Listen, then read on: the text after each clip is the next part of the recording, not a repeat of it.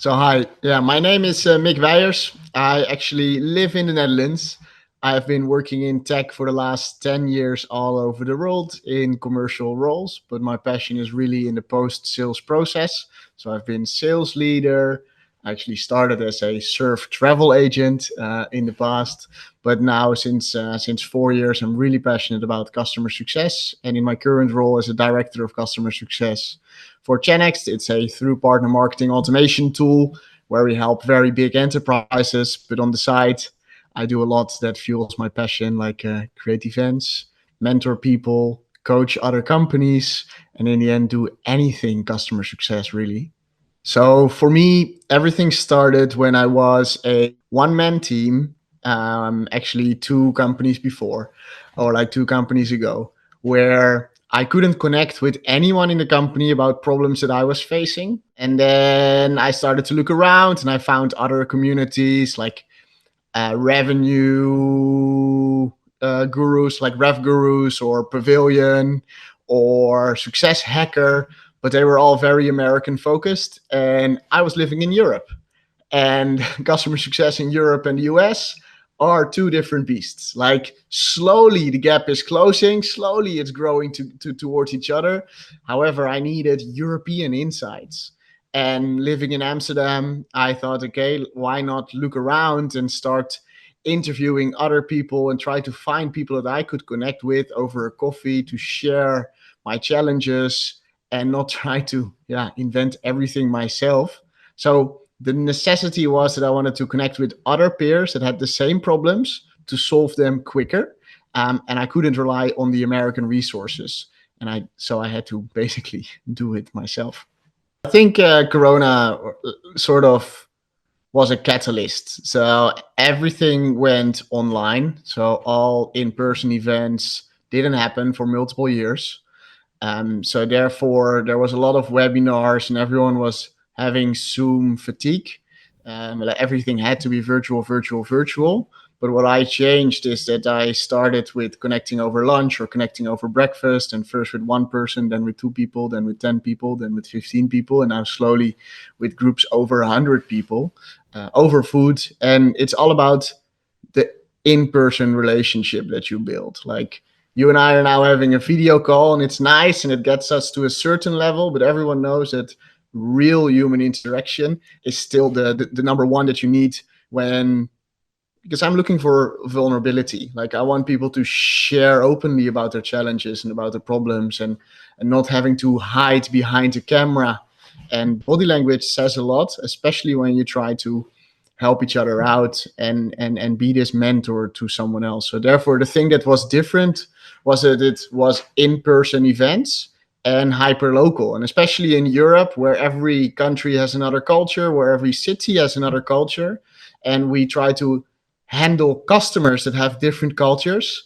Like the need for local events, so not virtual at scale, but really local in your area, was born, and I just jumped in that gap. Like the goal of a community is that people share. Like a community for just a community is nothing. So the thing is that you open up, and because you force yourself to think about challenges, we have breakout rooms with 6 different topics that are always highly relevant. So economic downturn happened in Jan, like what's going on with AI, or what's going on with economic downturn, or CFO is now in my decision making unit. What do I need to do with renewal and upsell? My management team actually wants to cut away half of the customer success and customer support team. Those are always really relevant problems that happen within the market. And then if you have people around you that can help you with basically presenting business cases towards your managers why you should not cut away half the workforce, or why you should invest in customer success during an economic downturn, it can save your business and save customer success team. That's what a community is for. And like if you look at maturity of customer success or customer centricity, we're still at the early days or early stages. Sales is often more important than customer success, or product is more important than customer success, or everyone is fighting for equality there. So if you take your job more seriously and you meet other people and you take that extra step, you can bring that home to your own company and show your other departments what's up. Like, how can you actually have relationship with product? How can you have relationships with sales? How can you avoid the silos? And then within those community meetings that we have, we also see people from sales organizations or like departments or product departments. So sometimes we have round tables around how the relationship with marketing. And then you see that there's 50-50 split of marketeers and customer success managers. And then they talk about how can you get testimonials in, how can you get customer quotes in.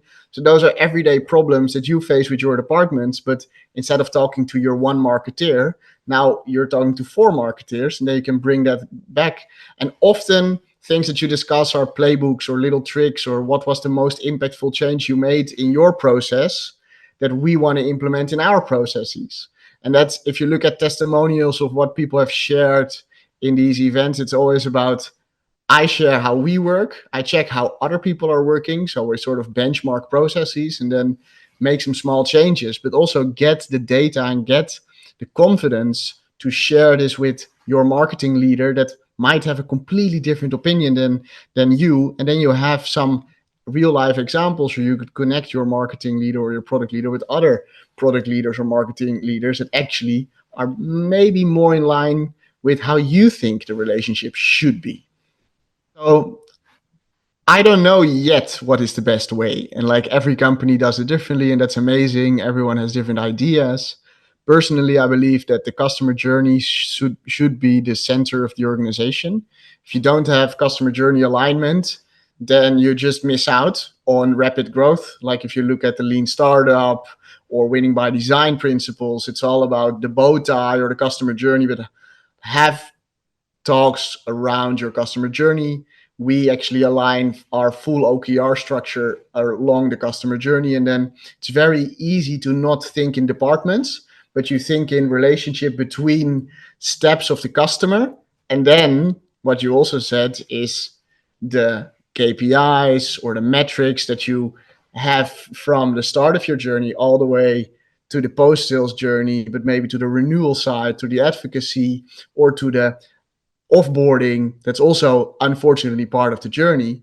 And then if you align with all the metrics, no one thinks that they are actually in the department. They know what kind of role they have along the journey, and that leads to alignment. So I'm full on alignment. I just don't know yet what the best method is or will be in the future, because tool alignment along the journey is difficult. Like, there's CRMs, there's marketing tools, there's customer success tools, there's data warehousing, there's all kinds of little niche tools in between. But how are we all going to align that along the customer journey? I hope we will solve that in the next 5 years, but who knows? Ooh, okay. That's a very interesting question. So personally, I believe that we always think in those boxes, like it's either sales-led growth or customer-centric-led growth, or like product-led growth, PLG. But in the end, I think that products should be at the center of the organization, and they should be responsible for adoption of the platform, and that's one of the most important metrics. But I think everyone in the organization should be able to talk to customers and get feedback. So product teams need to be able to ask the question behind the question. Customer success needs to be able to ask the question behind the question and do very in-depth discovery.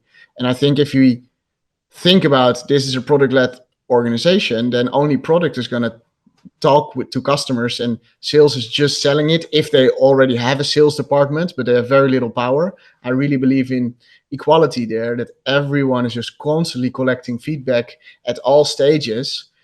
In my ideal world, it would be product-led growth, because in the end, that's the most sustainable, also for enterprises, because customer need to use and adopt your product. They need to be happy. They need to see ROI. And that is, in the end, your success as an organization. And then customer success is a supporting function. Sales is a supporting function. But the core is, in SaaS at least, is the software. And I've seen it fail with sales-led organizations where they really didn't emphasize enough that product should be in front of customers every week. And now I've also seen other companies where head of products or product owners are talking to customers in a daily basis or weekly basis, and use that to define the product roadmap and strategy for the long run. So what I like about the current market is that customers are more picky. So they want to see clear ROI. Personally, I believe that customer success is always a revenue conversation. Like, you should either expand like a customer, or you will slowly die. Like, if you just like really look long term, you either need to grow your impact for a business. So if they really love your product X, then you need to be looking at how can I make product Y in the future, or product Z. So growth is essential within the current market. And before, we got lazy a little bit. Like, people were just looking to spend their budget. They were just throwing it into the next idea. And now you need to show ROI. You really need to show that you have business impact.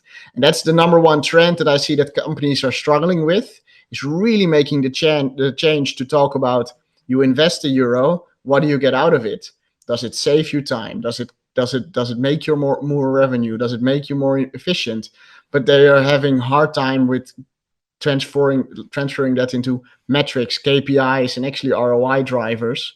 So therefore, I love the trend that now the CFO is part of the DMU. Like, I love to have a conversation about impact, but I do see a lot of people struggling with that change. That's one example. So other examples is that the maturity of customer success is growing a lot. Before, it was customer support plus. So basically, we were just 99% reactive, 1% proactive. And I see the switch. If I just look high level within Europe, like, of course, the UK, the Netherlands, Germany, they're a bit ahead of the market, where UK is way ahead. And then you go down to France or Spain and Italy, and everywhere you see this change, that before it was 80% reactive, 20% proactive. And now slowly you see 80% proactive, 20% reactive. And I see head of customer success really reporting in, hey, my team is not proactive enough. We need to cut away a certain element in the process, or we need to hire a specialist or a tool for that. But everyone is looking into proactive customer success and talk around impact, revenue, CSQLs. How can your customer happiness or your NPS scores or your customer quotes be fed back into marketing, and then marketing can actually get pipeline out of it. So you have pipeline influenced by customer success. So the metrics are going further and wider because it's all about business impact. That's one other trend that I love to see now, the more proactive approach. And the third one is that I was a bit afraid that they were going to cut away a lot of customer success teams because of the budget cuts. And luckily, it didn't happen. So I was really afraid that full teams were fired. I do see some trends, however, within Europe, that American companies that had European-based teams, they just let go of their European-based teams, and they say, okay, we can manage it from our headquarters. I did see that happening, but in general, we didn't see the same that happened a few years ago, where they just cut away all customer success and marketing spend to just save costs without really realizing why. But I think they've learned that if you just cut away your customer success team, that it's going to have a very big impact on churn. And then actually a fourth dynamic that I see is that data teams and data and analytics or RevOps is being embedded in early stage companies. They just start with measuring and start with data instead of trying and see what sticks. Now, people really realize that old ways of working are not there anymore. Like, you can't have lunches with people selling stuff on your blue eyes anymore. No, you really need to have the data and the internal metrics. Your VCs are asking for adoption rates. They ask you for your business unit economics very early on. So you need to have good systems in place from day one. Like, just Excel is not going to do the trick anymore. You need tooling. Thank you, 100% SaaS by Successeve.